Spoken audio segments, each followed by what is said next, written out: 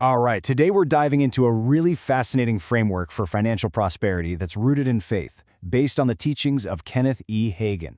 You can think of it like a complete operating system for your finances, with its own unique set of rules, its own logic, and even its own daily practices. So, let's get right into it.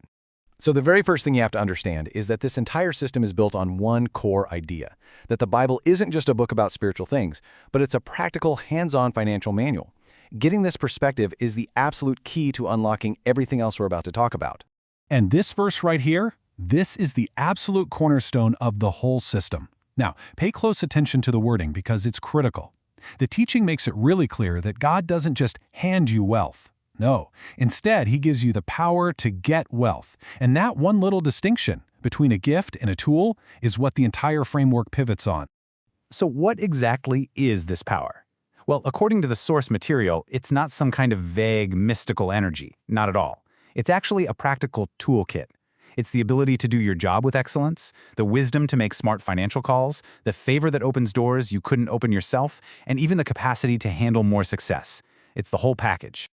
Okay, so that leads to a pretty obvious question, right? If this power is available to people, why isn't everyone walking in financial abundance? Well, the system argues that it isn't automatic. There's actually a specific switch that you personally have to flip to turn the power on. And here's that switch. It's your words. Vocal confession. The central idea here is that your words have actual creative force. According to this framework, what you say out loud literally directs the flow of your finances. There's a clear path. It starts in your mouth, gets into your heart, and then it shows up in your wallet. Now, to really drive this point home, the teaching does a kind of scriptural analysis. It looks at this one verse in the Gospel of Mark and points out a fascinating ratio. The word say is used 3 times, while the word believe is only used once. So the argument is, if Jesus emphasized the saying part 3 times more than the believing part, well then the act of speaking must be the main event. It's how faith gets released. And this is where the theory gets really practical. It's about literally changing your day-to-day vocabulary. Phrases like "I can't afford it" are what the source calls fear talk, and they're seen as short-circuiting the power. The instruction is to consciously catch yourself and replace those negative statements with declarations of faith based right on Scripture. So we've talked about the power source and the activation switch. Now we need to look at the engine that actually drives this whole system. And that's the law of sowing and reaping, which is presented as an absolute, unbreakable spiritual principle. This slide shows the stark contrast. The teaching sets up 2 opposing ways of thinking. There's man's way, which relies on luck, chance, or just constant worry, all of which are unreliable. And then there's God's way, which is presented as this orderly, predictable system of seed time and harvest. It's framed not as a gamble, but as a guaranteed investment. Now, it's really important to know what a seed is in this system. Of course, giving money is part of it, but the teaching makes it much broader than that. Sowing a seed can be giving your time to help somebody, offering a word of encouragement when they need it, or just showing kindness. Basically, every single positive thing you put out there is considered a seed that's going to produce a harvest for you down the line. Okay, this next part is absolutely critical. This framework insists that faith is not passive. It's not about just saying things and then sitting on the couch waiting for money to fall from the ceiling. It's about faith being the fuel for your real-world actions. So what does this partnership actually look like? The source is crystal clear on this. You have to do your part. That means being diligent in your work. It means actively getting better at what you do, developing your skills. It also means being a good steward, which is just responsibly managing what you already have. And of course, operating with total integrity. The blessing, it says, doesn't fall on laziness or dishonesty. And this helps clear up something that might seem confusing. You might think, well, if I have faith for supernatural provision, I shouldn't need a budget.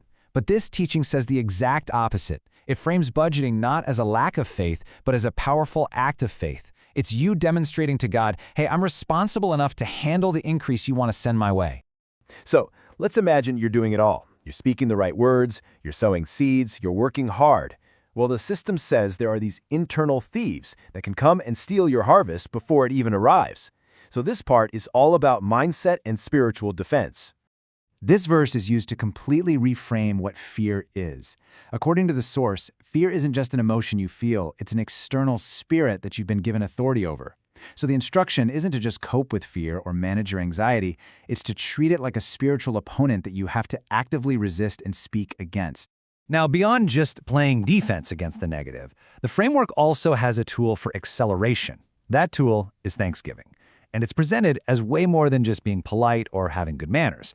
The source uses this great analogy. It says, Thanksgiving is like the oil in the engine of faith. It reduces friction, and it speeds up the time between when you sow your seed and when you reap your harvest. So we've looked at all the different parts: the power source, the activation switch, the engine, the practical action, and the mental guardrails. But how does this all get packaged into a simple routine that you can actually do every single day? Well, here it is, boiled down into a simple 3-part daily loop. Say it, seed it, see it. It's designed to be super memorable and repeatable. You start your day and you say it. You declare scripture. Sometime during the day, you seed it. You find a way to sow. And then you end your day and you see it. You remember what God has done and give thanks. This is how the concepts become a lifestyle. The source then breaks that daily loop down into an even more concrete, step-by-step plan for the week. You can see how each day builds on the principles we've covered, from speaking and sowing, to acting wisely, to actively expecting a result. It's just an incredibly structured way to implement the whole system.